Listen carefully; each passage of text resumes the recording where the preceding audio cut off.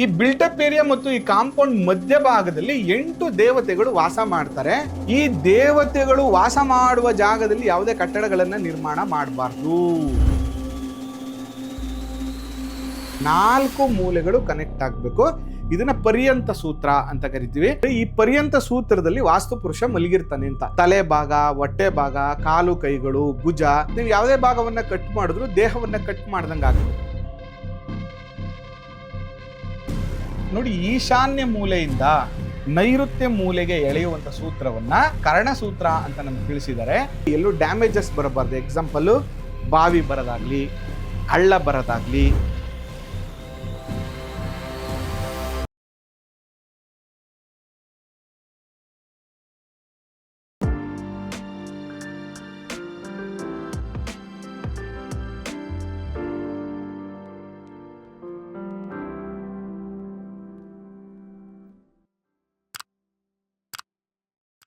ಶ್ರೀ ಗುರುಭ್ಯೋ ನಮಃ. ಮಾಯಕಾರ ಪ್ರಭುವೇ ನಮಃ.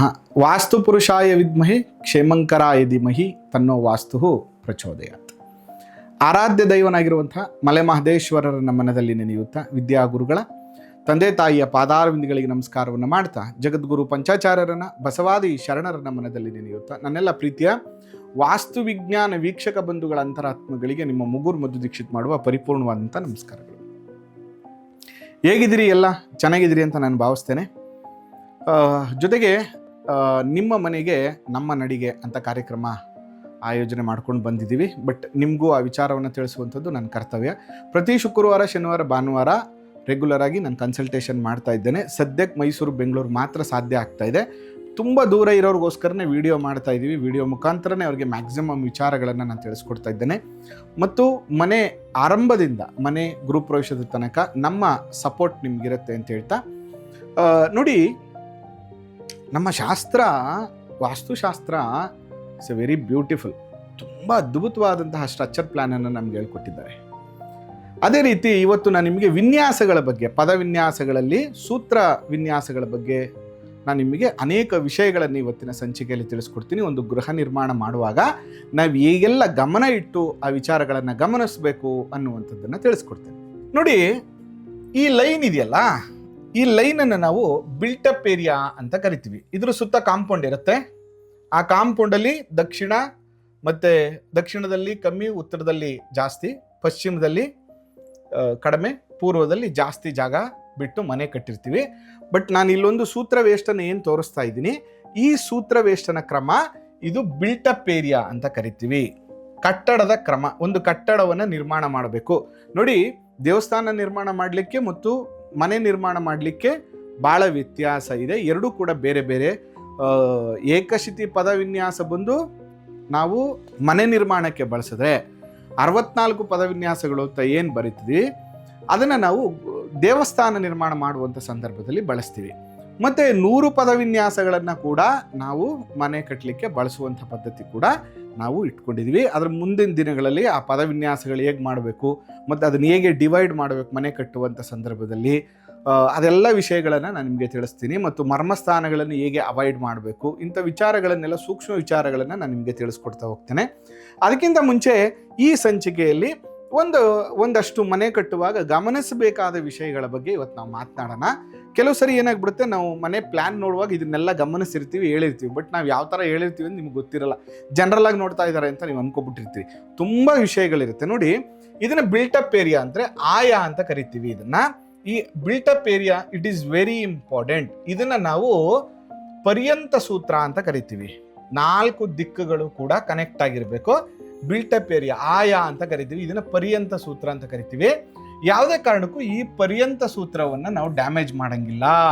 ಅಂದರೆ ಎಲ್ಲೋ ಸಂಪ್ಗೋಸ್ಕರ ಇಲ್ಲಿ ಕಟ್ ಮಾಡೋದು, ಇಲ್ಲಿ ಪಾರ್ಕಿಂಗ್ಗೋಸ್ಕರ ಕಟ್ ಮಾಡೋದು, ಇಲ್ಲೆಲ್ಲೋ ಕಟ್ ಮಾಡೋದು, ಈ ಥರ ಯಾವುದನ್ನು ಮಾಡಂಗಿಲ್ಲ. ಈ ಆಯಾ ಕನೆಕ್ಟ್ ಆಗಬೇಕು. 4 ಮೂಲೆಗಳು ಕನೆಕ್ಟ್ ಆಗಬೇಕು. ಇದನ್ನ ಪರ್ಯಂತ ಸೂತ್ರ ಅಂತ ಕರಿತೀವಿ.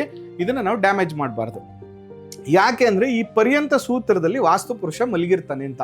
ತಲೆ ಭಾಗ, ಹೊಟ್ಟೆ ಭಾಗ, ಕಾಲು ಕೈಗಳು, ಭುಜ, ಕೈ ಎಲ್ಲ ಇರುತ್ತೆ. ನೀವು ಯಾವುದೇ ಭಾಗವನ್ನು ಕಟ್ ಮಾಡಿದ್ರು ದೇಹವನ್ನು ಕಟ್ ಮಾಡ್ದಂಗೆ ಆಗ್ಬಿಡುತ್ತೆ. ಅದಕ್ಕೆ ಇದನ್ನು ಪರ್ಯಂತ ಸೂತ್ರ ಅಂತ ನಮಗೆ ನಿರ್ಣಯವನ್ನು ಮಾಡಿದ್ದಾರೆ. ಅದಾದ ಮೇಲೆ ಈ ಪೂರ್ವದಿಂದ ಪಶ್ಚಿಮಕ್ಕೆ ಎಳೆಯುವಂಥ ನೇರವಾದ ಲೈನು. ನೋಡಿ ಇಲ್ಲಿ ನಾಭಿ ಇರುತ್ತೆ, ನಾಭಿಗೆ ಕನೆಕ್ಟ್ ಆಗುತ್ತೆ.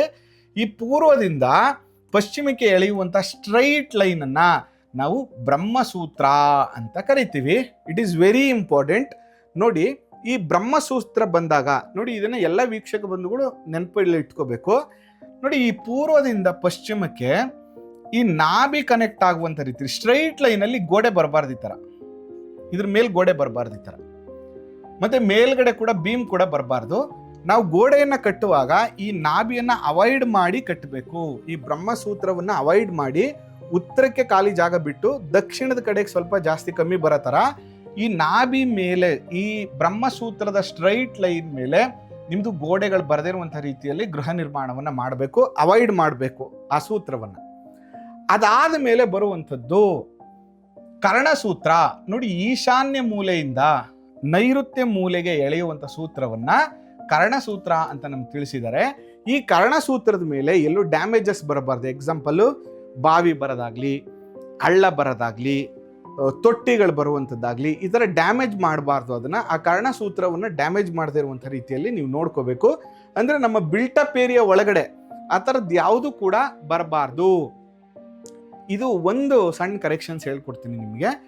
ಇಲ್ಲ ಗುರುಗಳೇ, ನಾನು ಫಸ್ಟ್ ಫ್ಲೋರ್ ಮನೆ ಮಾಡ್ತಾ ಇದ್ದೀನಿ, ಕೆಳಗಡೆ ಜಾಗ ಬಿಡಕ್ಕೆ ಜಾಗ ಇಲ್ಲ, ಪಾರ್ಕಿಂಗ್ ಮಾಡ್ತಾ ಇದ್ದೀನಿ ಅಂದಾಗ ಕೂಡ ಈ ಕರ್ಣರೇಖೆಯನ್ನು ಅವಾಯ್ಡ್ ಮಾಡಿ ಈ ಭಾಗದಲ್ಲೆಲ್ಲರೂ ಸಂಪನ್ನ ಬಾವಿಯನ್ನು ನೀವು ಮಾಡ್ಕೋಬೇಕಾಗತ್ತೆ. ಬಿಕಾಸ್ ಫಸ್ಟ್ ಫ್ಲೋರಲ್ಲಿ ಮನೆ ಇರುತ್ತೆ ಅಂತ. ಅಥವಾ ಗ್ರೌಂಡ್ ಫ್ಲೋರಲ್ಲೇ ಮನೆ ಇದೆ ಬಿಲ್ಟಪ್ ಏರಿಯಾ ಅಂದರೆ ಅವಾಗ ಇದನ್ನು ಮಾಡಂಗಿಲ್ಲ, ಇದ್ರ ಆಚೆನೆ ಮಾಡಬೇಕಾಗತ್ತೆ. ಅದನ್ನು ನೀವು ಡ್ಯಾಮೇಜ್ ಮಾಡಬಾರ್ದು, ಒಂದು ಆಪ್ಷನ್. ಅದಾದಮೇಲೆ ಶುಲ್ಪ ಸೂತ್ರ. ನೋಡಿ ಶುಲ್ಪ ಸೂತ್ರ ಅಂದರೆ ಉತ್ತರದಿಂದ ಪೂರ್ವಕ್ಕೆ, ಪೂರ್ವದಿಂದ ದಕ್ಷಿಣಕ್ಕೆ, ದಕ್ಷಿಣದಿಂದ ಪಶ್ಚಿಮಕ್ಕೆ, ಪಶ್ಚಿಮದಿಂದ ಉತ್ತರಕ್ಕೆ ಎಳೆದಿರುವಂತಹ ಒಂದು ಸೂತ್ರವನ್ನ ಶುಲ್ಪ ಸೂತ್ರ ಅಂತ ಕರಿತೀವಿ. ಅಂದರೆ ನೋಡಿ ಇದು ಟಿಲ್ಟ್ ಇದೆ, ಅಗ್ನಿ ಮೂಲೆಗೆ ಟಿಲ್ಟ್ ಇದೆ, ಈಶಾನ್ಯಕ್ಕೆ ಟಿಲ್ಟ್ ಇದೆ, ವಾಯುವ್ಯಕ್ಕೆ ಟಿಲ್ಟ್ ಇದೆ ಮತ್ತು ನೈಋತ್ಯಕ್ಕೆ ಟಿಲ್ಟ್ ಇದೆ. ಈ ರೀತಿಯಾಗಿ ಟಿಲ್ಟ್ ಆಗಿ ಮನೆಯನ್ನ ಕಟ್ಟಬಾರ್ದು. ಈ ತರ ಈ ಸೂತ್ರವನ್ನ ನೀವು ಈ ಸೂತ್ರದ ಪ್ರಕಾರ ಟಿಲ್ಟ್ ಮಾಡಿ ಮನೆಯನ್ನ ಕಟ್ಟಬಾರ್ದು ಅನ್ನುವಂಥದ್ದು ಈ ಸೂತ್ರದ ವಿಶೇಷತೆ. ಅದಾದ್ಮೇಲೆ ಉತ್ತರದಿಂದ ದಕ್ಷಿಣಕ್ಕೆ ನೇರವಾಗಿ ಎಳೆಯುವಂಥ ಒಂದು ರೇಖೆಯನ್ನ ಯಮಸೂತ್ರ ಅಂತ ಕರಿತೀವಿ. ನೋಡಿ ಇಲ್ಲಿ ಒಂದು ಬಾಗಿಲಿಟ್ಟು ಇದರ ನೇರವಾಗಿ ಇಲ್ಲೊಂದು ಬಾಗಿಲನ್ನು ಇಡಬಾರ್ದು.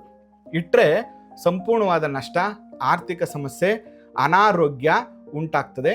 ಮತ್ತು ಉತ್ತರದಲ್ಲಿ ಇಲ್ಲಿ ನಾನು ಬಾಗಿಲು ಇಟ್ಟಿಲ್ಲ ಗುರುಗಳೇ, ಇಲ್ಲಿ ಇಟ್ಟಿದ್ದೀನಿ ಅಂದರೆ ಇಲ್ಲೂ ಕೂಡ ಬಾಗಿಲಿಡಿ ತುಂಬ ಒಳ್ಳೆಯದು. ಉತ್ತರದ ಬಾಗಿಲು ಎಕ್ಸಾಕ್ಟ್ ಸೆಂಟ್ರ್ ಬಾಗಿಲು ಅಂತ ಹೇಳ್ತೀವಿ. ಆದರೆ ತುಂಬ ದೊಡ್ಡದಾಗಿ ಈಗ 12 ಅಡಿ 13 ಅಡಿ ಎಲ್ಲ ಬಾಗಿಲಿಡಕ್ಕೆ ಶುರು ಮಾಡಿಬಿಟ್ರೆ ಅಥವಾ ತುಂಬ ದೊಡ್ಡ ಬಾಗಿಲನ್ನು ಈ ದಿಕ್ಕಲ್ಲಿ ಇಡುವಂಥದ್ದಿಲ್ಲ, ಈ ಸೂತ್ರದ ಮೇಲೆ ಇಡುವಂಥದ್ದಿಲ್ಲ.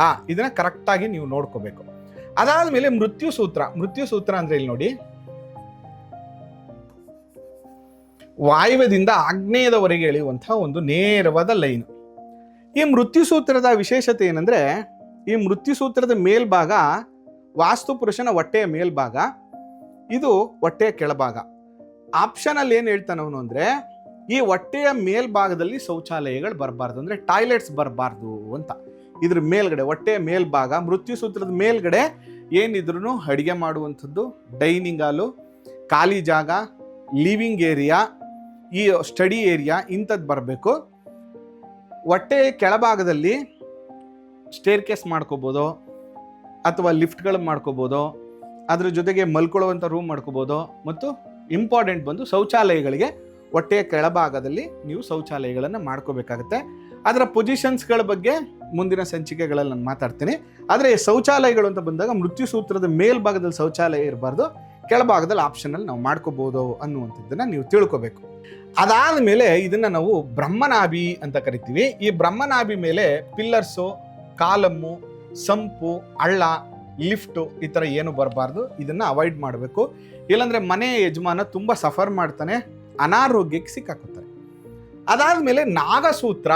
ಇಲ್ಲಿ ನೋಡಿ ಎಲ್ಲ ದಿಕ್ಕುಗಳನ್ನು ಸ್ಪಂದಿಸುವಂತಹ ಒಂದು ರೇಖೆ. ನೋಡಿ ಉತ್ತರದಿಂದ ಈಶಾನ್ಯದ ಮೂಲಕ ಬರುತ್ತೆ ಇದು ಸರ್ಕಲ್ಲು.